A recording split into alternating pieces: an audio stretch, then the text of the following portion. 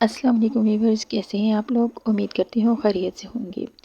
आज की वीडियो बहुत ख़ास होने वाली है क्योंकि आज मैं आपको स्टेप बाय स्टेप कटिंग के वो सारे गुर सिखाऊंगी जो आज तक किसी ने नहीं सिखाए। अभी ये मैं जो शर्ट आपके सामने रख रही हूँ इसमें जो है हमारा बॉर्डर थोड़ा सा टेढ़ा आ रहा है, जो ज़्यादातर प्रिंटेड कपड़ों में मसला आता है।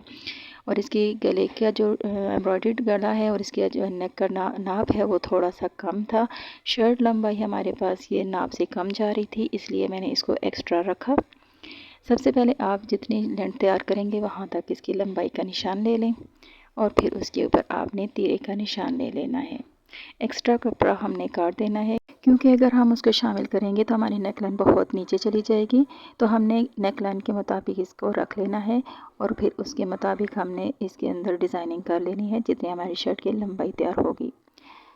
तीरा हमारा जो तैयार है उसी के मुताबिक हमने निशान लेना है। 15 तीरा मैंने तैयार करना है तो मैंने 15 का हाफ निशान ले लिया और फिर मैंने कंधा लंबाई 7 पे और कमर तक का फासला 14 पे ले लिया। हिप तक का फासला 21 इंच है। जब भी हम फासले का निशान लेते हैं तो हमने उसमें आधा इंच जमा करना होता है जो कि हमारी सिलाई का हक होता है। अब जहाँ पे जितना हमने तीरे का निशान लिया उसी की मुनासबत से हमने बिल्कुल स्ट्रेट लाइन ड्रा कर लेनी है और फिर हमने चेस्ट का निशान लेना है।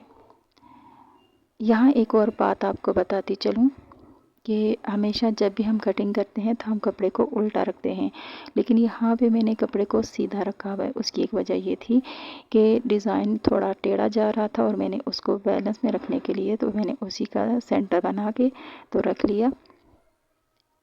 वैसे अमूमन हम कपड़ा उल्टा ही रख के कटिंग करते हैं। स्ट्रेट लाइन लेने के बाद हमने 1 इंच डीप निशान लेना है। इसके बाद आपने चेस्ट का निशान लिया, चेस्ट के बाद आपने कमर की फिटिंग का निशान भी ले लिया। चेस्ट और कमर की फिटिंग के निशान के बाद हम हिप की फिटिंग का निशान लगाते हैं। टोटल राउंड में हमारी जो नाप आता है चेस्ट का, हिप का और वेस्ट का, तो हम उनको उसका हाफ कर लेते हैं और जब हम कमीज़ की कटिंग करते हैं तो उसका भी हम हाफ कर लेते हैं।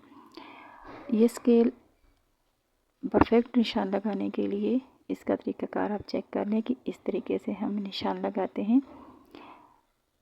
चौड़ाई में हमने 1 इंच फालतू रखना है। फोल्ड किए हुए टोटल में हमारा 2 इंच आता है जो हमने चौड़ाई तैयार करनी है। पहले हम उस पर निशान लेते हैं, फिर उसके बाद हम 1 इंच की चौड़ाई रख के तो हम घेरे की चौड़ाई लेते हैं। यह हमने 1 इंच एक्स्ट्रा रखा और इसी मुनासबत से हम 1 इंच की दूरी पे हिप तक निशान ले लेते हैं। चेस्ट से लेके हिप तक आपने कितनी गुंजाइश छोड़नी है यह आपके कस्टमर की डिमांड के मुताबिक होता है। अमूमन हम हिप पे 1 इंच की लेते हैं और चेस्ट पे भी हम 1.5 इंच की लेते हैं, लेकिन ये कस्टमर की डिमांड होती है कि वो कितनी लेना पसंद करते हैं।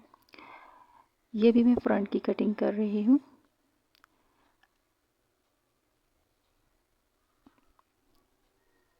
फ्रंट की कटिंग जो हमने निशान लिए थे उससे हाफ इंच ऊपर से हम कटिंग करते हैं।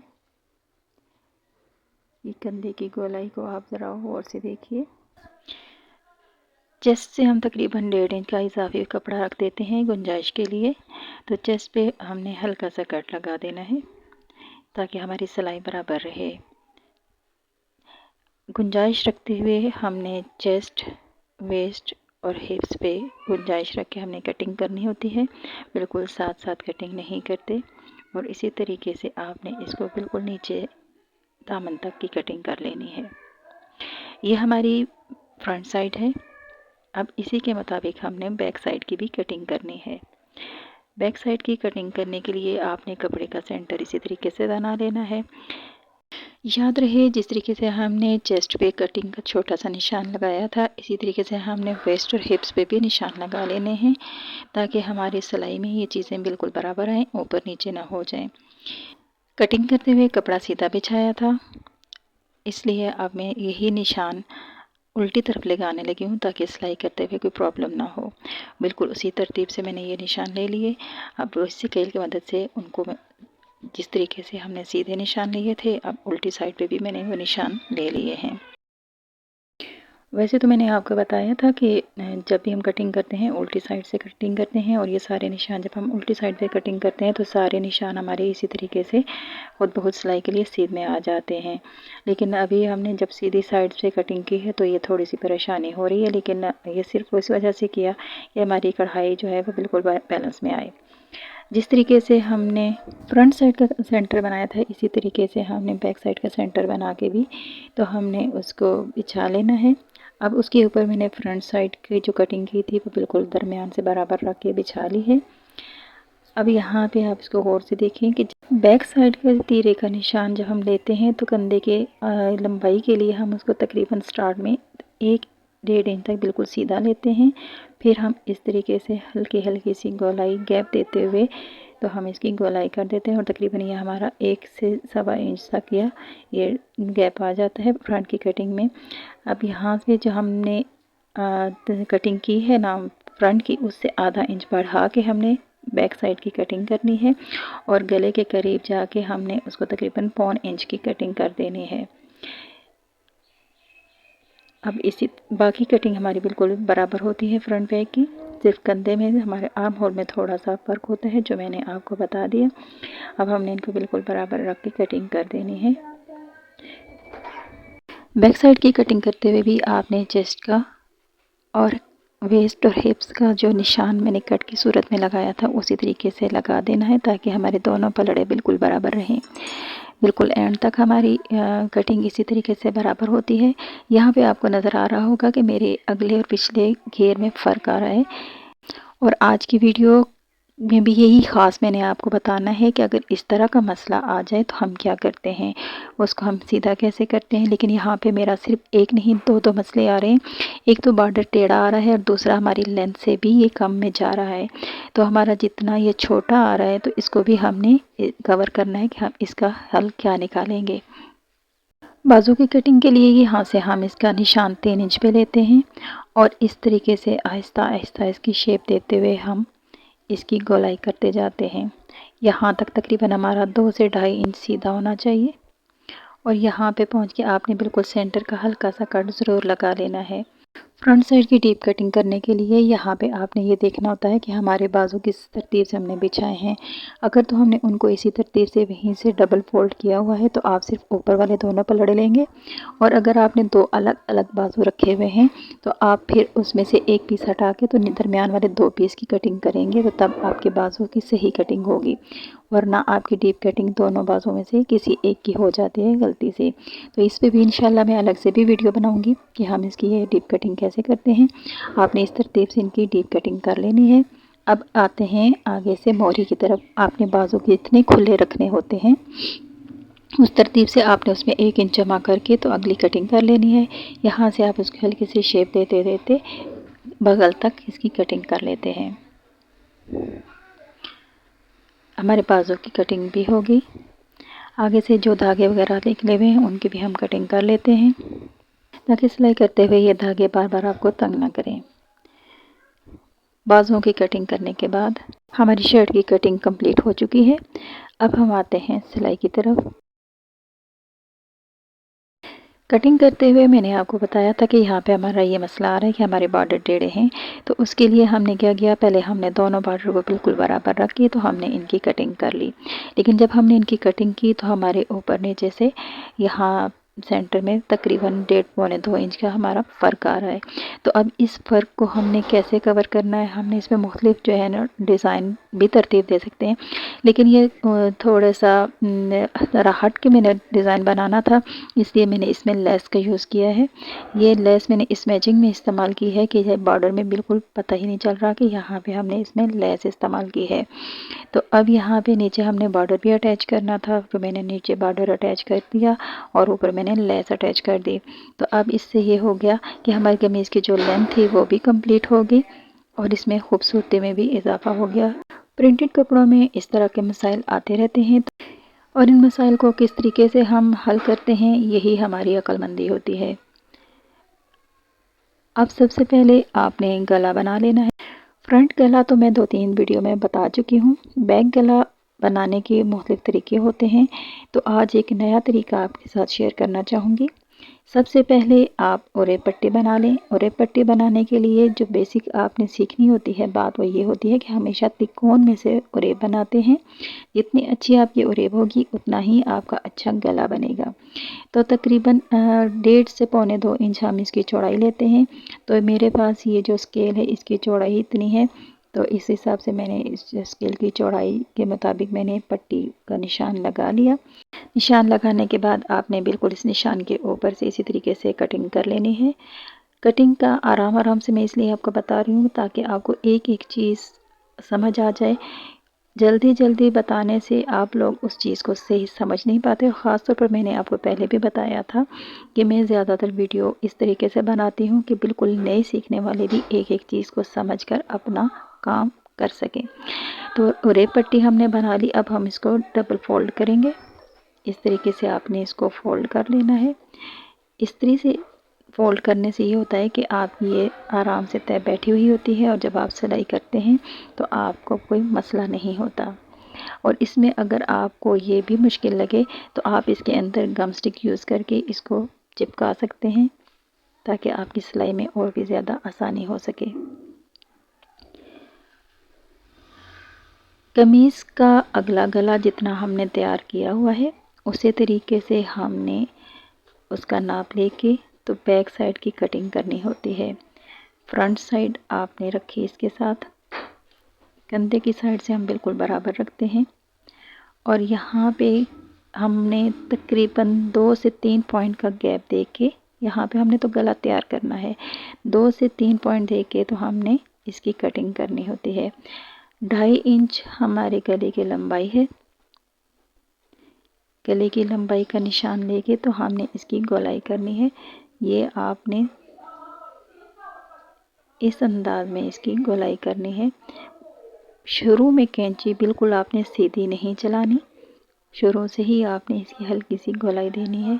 इस तरीके से आपका गला बहुत अच्छा बैठेगा। गले की कटिंग ही मेन चीज़ होती है और जो गले की कटिंग में स्टार्टिंग में कैंची को बिल्कुल सीधा चला के फिर उसकी गोलाई करते हैं, वहाँ पे गले की शेप ख़राब हो जाती है। गले की कटिंग हमने कर ली, ओरेब हमने तैयार कर ली। जिस निशान तक हमने गले को जोड़ना है, यानी हमने 2 पॉइंट फालतू सिलाई का हक लिया था, तो उस हिसाब से हम 2 पॉइंट की जो हम सिलाई लगाएंगे। ओरेब पट्टी को हम नीचे रखेंगे और गले को हम ऊपर रखेंगे और एक पैर की सिलाई यानी 2 पॉइंट की सिलाई हम लगा देंगे। हमारे प्रोफेशनल स्टाइल में एक पैर की सिलाई हम उसको कहते हैं जब हमारा पैर बिल्कुल कपड़े के किनारे के साथ चल रहा होता है, उसको हम एक पैर की सिलाई कहते हैं। और जहाँ पे हमारी बिल्कुल किनारे की सिलाई लग रही होती है तो हम उसको किनारे की सिलाई या टॉप स्टिच कहते हैं। तो अभी हमने एक पैर की सिलाई लगाई और एक को हमने नीचे रखा और एक पैर के हिसाब से हमने बिल्कुल सारी सिलाई लगा दी। याद रहे यहाँ पे आपने गले को बिल्कुल भी नहीं खींचना क्योंकि ये गोलाई होती है और अगर आप इसको खींच के करेंगे तो आपका गला सही नहीं बनेगा। तो आपने बिल्कुल ढीले हाथ से इस पे सिलाई का काम करना है। आपने कहीं से भी ना ओरेब को खींचना है ना आपने गले की गोलाई को खींचना है। गोलाई करने के बाद आपने इसमें हल्के हल्के से कट्स लगा देने हैं ताकि जब आप गले को सीधा करें तो आपका गला फ़ौरन से सीधा हो सके। कट लगाने के बाद अब आप इसकी टॉप स्टिच यानी कि किनारे की सिलाई लगाएंगे। किनारे की सिलाई लगाने का तरीका ये होता है कि आपने ओरेब पट्टी की जितनी भी सिलाई की पीसेस हैं, जो हमारी सिलाई के फालतू कपड़े होते हैं, वो आपने कमीज़ की साइड पे करने हैं और कमीज़ की ही साइड पे आपने टॉप स्टिच लगाने हैं।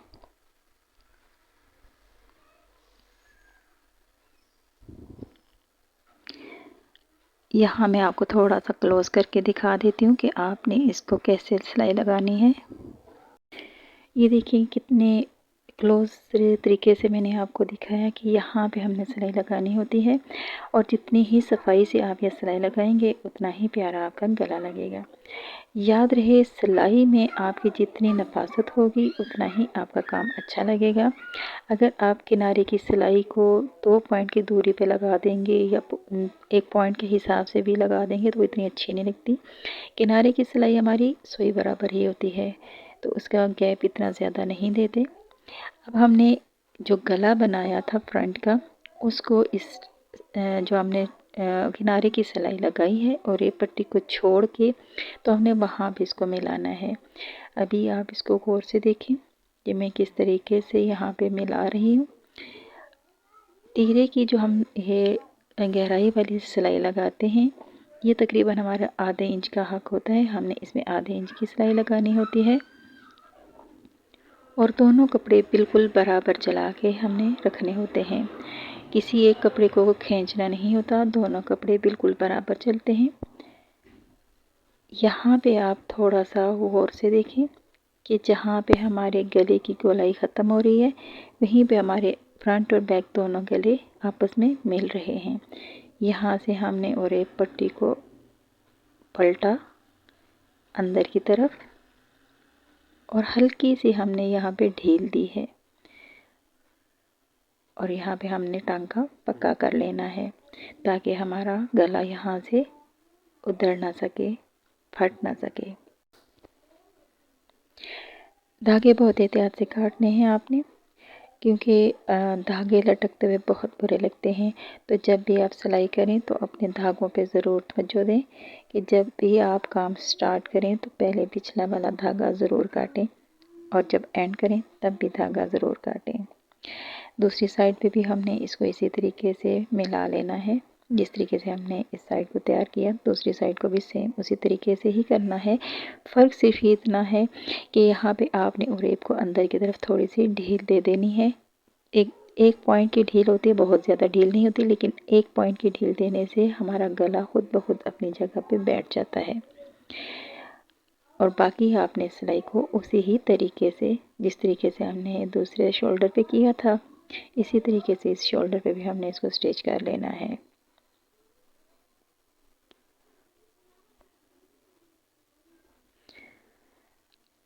अब इसके बाद हमने उरेब पट्टी को थोड़ा सा अंदर की तरफ फोल्ड करके तो इसकी आउटलाइन के साथ साथ जो उरेब पट्टी का किनारा है उसके साथ साथ हमने सिलाई लगानी है। उरेब पट्टी को फोल्ड करते जाएंगे और हमारा गला रेडी होता जाएगा।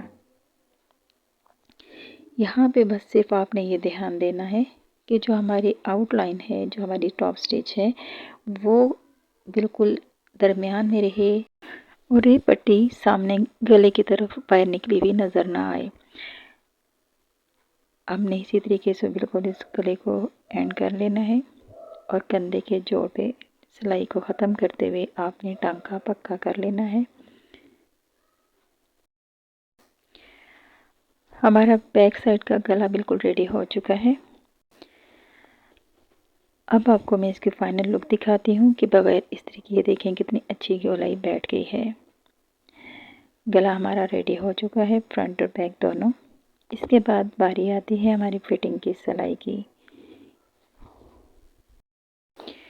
फिटिंग की सिलाई के लिए हमने चेस्ट का जो कट लगाया था बिल्कुल छोटा सा, वहाँ से हमने दोनों कट मिलाते हुए दोनों कपड़ों को बराबर लेके चलना है और जो निशान हमने लगाए थे बिल्कुल इन्हीं निशान के ऊपर ही हमने मशीन को चलाना है।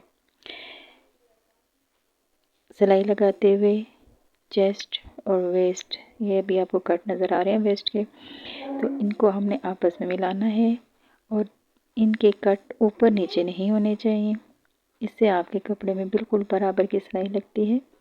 और जब भी आप ये सिलाई लगाएं तो कपड़े को थोड़ा सा खींच के लगाएं, क्योंकि यहाँ पे अगर आपकी सिलाई में थोड़ा सा भी खिंचाव होगा तो आपके कपड़े जो ही आप पहनेंगे तो यहाँ से फट जाते हैं, उधड़ जाते हैं।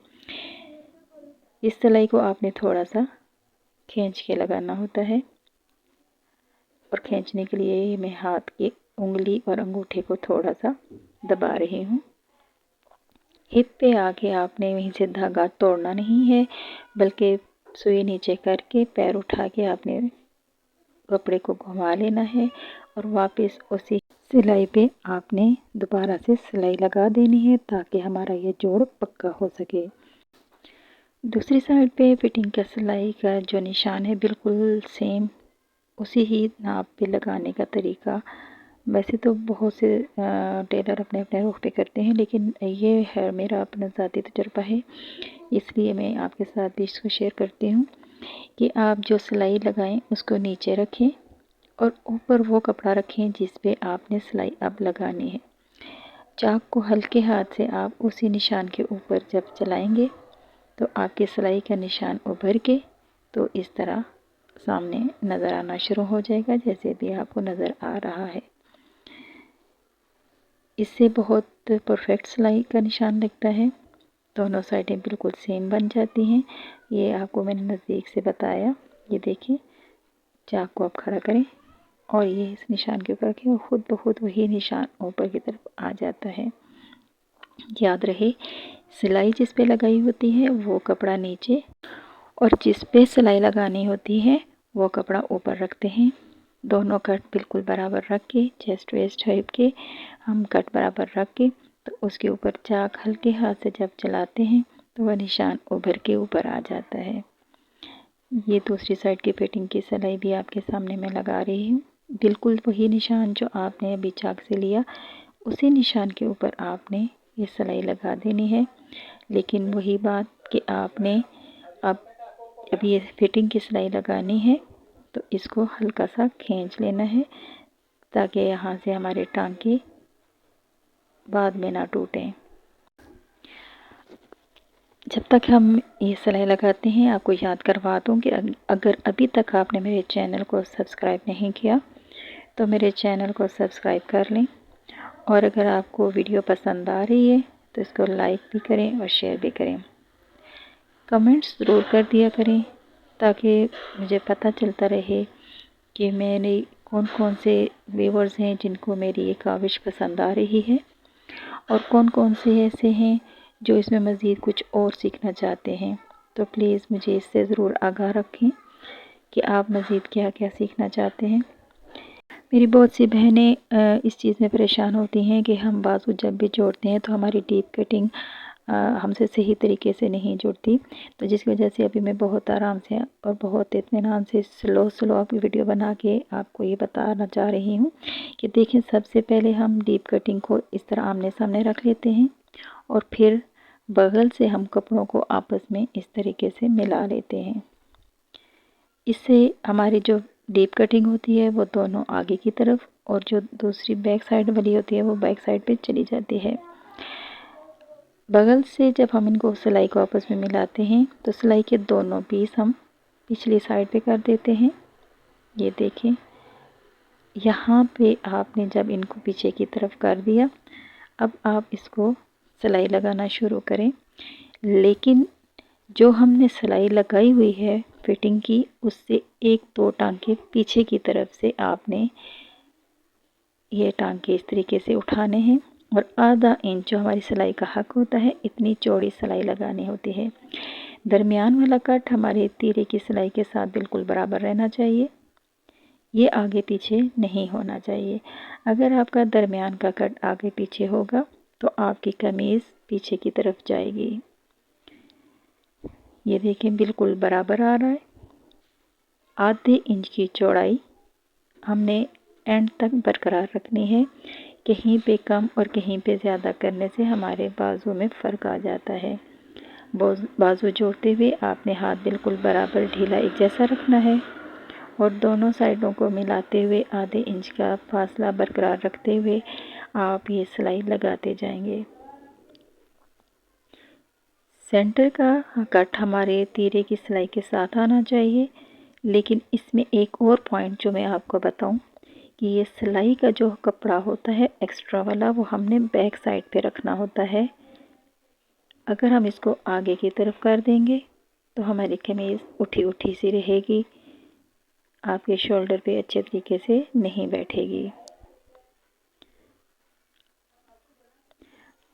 अब हमारी ये देखिए, जो हमने कट इधर किए थे अब हम उनको ऑपोजिट साइड पे कर देंगे। यहाँ पे हमने जो टांका लगाया था वो नज़र आ रहा है। इससे आपको ये आसानी हो जाती है कि हमारी सिलाई कितनी चौड़ी रहेगी। अब इसी तरीके से ढीले हाथ से है मैंने इसको नाप लिया। आपके सामने आर्म होल बिल्कुल बराबर आ रहे हैं। आधे इंच की जो हमारी सिलाई है वो उसी तरीके से ढीले हाथ से मिलाते मिलाते आपने एंड तक इसी तरीके से सिलाई लगा लेनी है।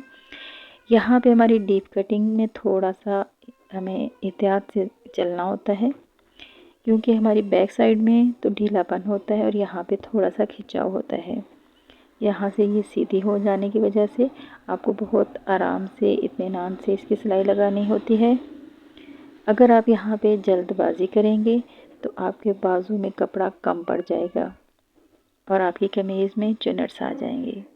इसलिए बहुत आराम आराम से एहतियात से थोड़ा थोड़ा करके आप मशीन को चलाएं। स्टार्टिंग में आपको ऐसे ही काम करना पड़ेगा।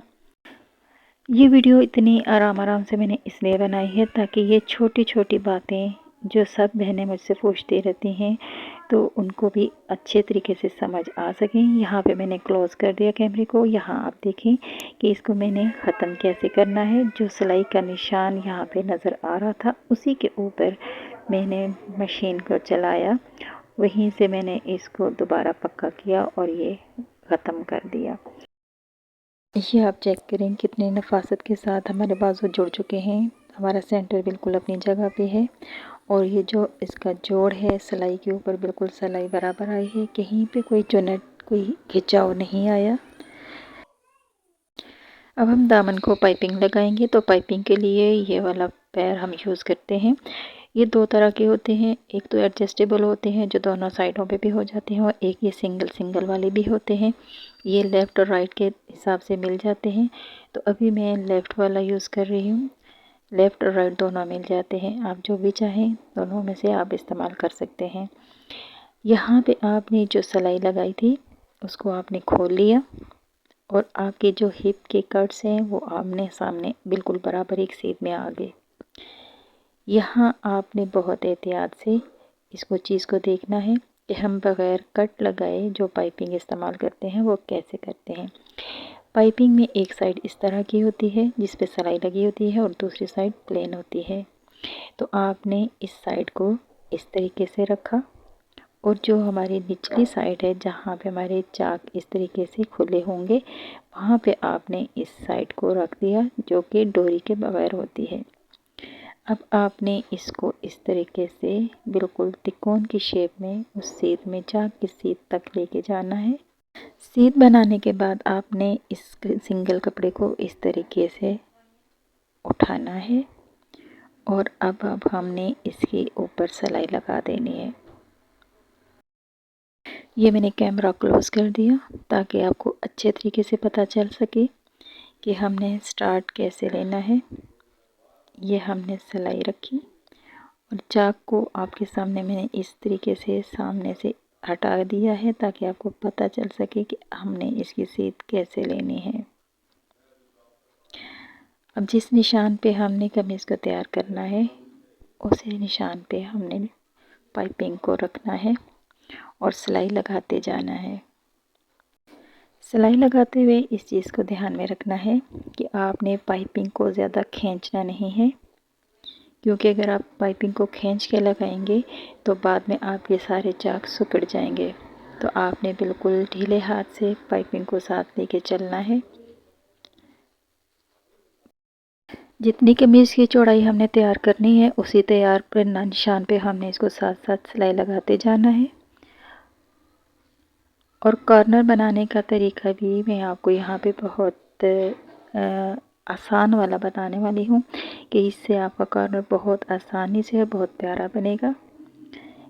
यहाँ पे आप इसको बिल्कुल सीधे एंड तक ले जाएं। अब आप पाइपिंग को इस तरीके से सीधा कर लें जिस तरह आप कमीज़ सीधी करते हैं।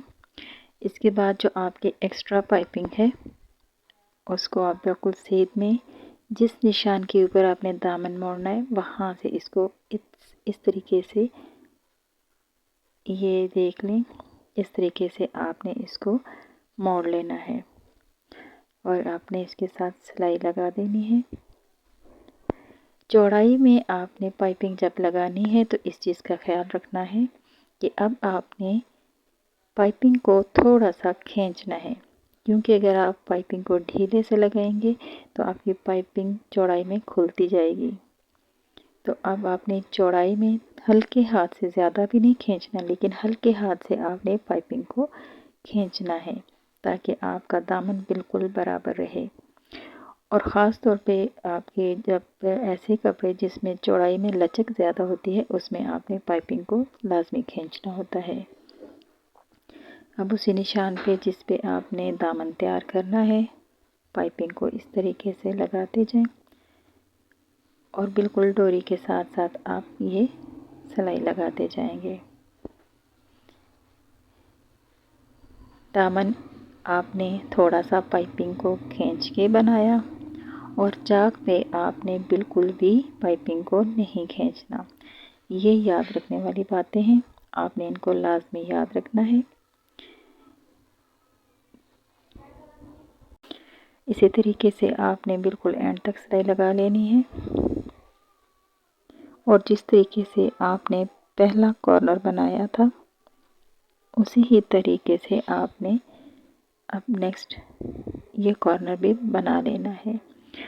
इस पे भी अब आपने पहले पलटे को सीधा किया, जिस तरीके से आपने शर्ट के साथ इसको सीधा करना है। इसको सीधा रखने के बाद अब जहाँ पे आपने चाक का निशान लगाया वहाँ से आपने इसको टर्न किया और अब ढीले हाथ से आपने पाइपिंग को लगाते जाना है। फिर याद रहे कि चाक पे आपने पाइपिंग को नहीं खींचना, बस आपने सिर्फ उस निशान के ऊपर बराबर रखते हुए सिलाई लगाते जाना है। जितना आप बैलेंस में काम करेंगे उतना ही काम आपका अच्छा होगा। ये देखें कितना प्यारा और बहुत आसानी से हमारा ये कॉर्नर बन गया। इसी तरीके से आपने पूरे चाक पे सिलाई लगा लेनी है। लेकिन रुकिए, आखिरी वाली बात तो अभी भी आपको बतानी रह गई, ये कि आप जब इसको एंड करेंगे तो कैसे करेंगे। तो इसलिए भी वीडियो को आप एंड तक लाजमी देखें। चाक से आपने किस तरीके से टर्न लेना है कि आपकी पाइपिंग काटे बगैर आप मोड़ काट सकें। तो इसके लिए ये देखिए, जहाँ पे हमारे चाक का मोड़ कटना है, ये मैं क्लोज करके दिखा रही हूँ, जहाँ पे हमारे चाक का मोड़ कटना है वहाँ पे आपने पाइपिंग को रखा। ये हमारी यहाँ तक पाइपिंग तो लगेगी, लेकिन अब उससे आपने अंदर इसको ऐसे तरीके से फोल्ड करना है कि हमारी तिकोन बिल्कुल बैलेंस में आ जाए। ये आप गौर से देख सकते हैं।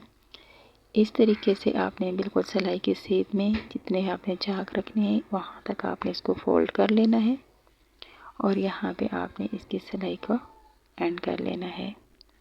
यह हमारी वन साइड तैयार हो गई है।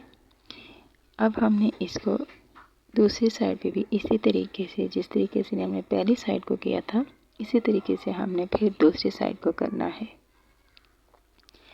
ये आप चेक करें, इस तरीके से आपने इसको फोल्ड करना है। तिकोन पे आपने ज़रा ख़ास ध्यान देना है कि तिकोन आपकी दोनों साइड के बराबर रहे। अगर आप इसको सही तरीके से फोल्ड नहीं करेंगे तो आपकी एक साइड छोटी और एक साइड बड़ी हो जाएगी, इसलिए बहुत एहतियात से आपने तिकोन को बनाना है। अब उसी तरीके से जिस तरीके से आपने फ्रंट साइड तैयार की थी, बैक को भी आपने उसी तरीके से उसी निशान के ऊपर पाइपिंग को ढीला छोड़ते हुए सिलाई लगा लेनी है। धागे आपने ज़रूर काटने हैं।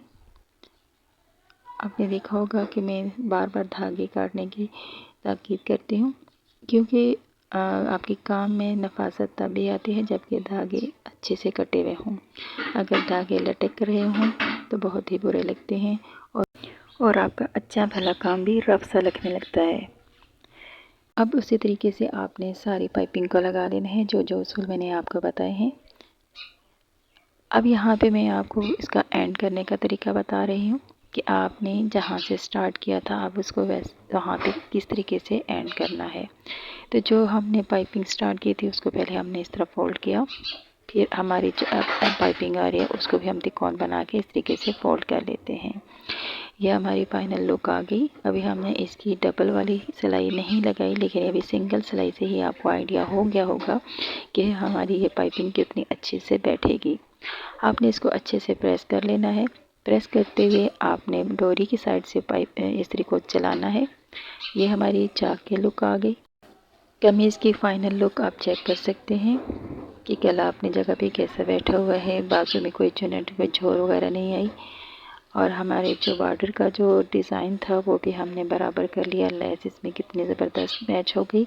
वीडियो अच्छी लगी तो लाइक एंड कमेंट करना मत भूलें। दुआ में याद रखिएगा। इंशाल्लाह फिर मिलेंगे।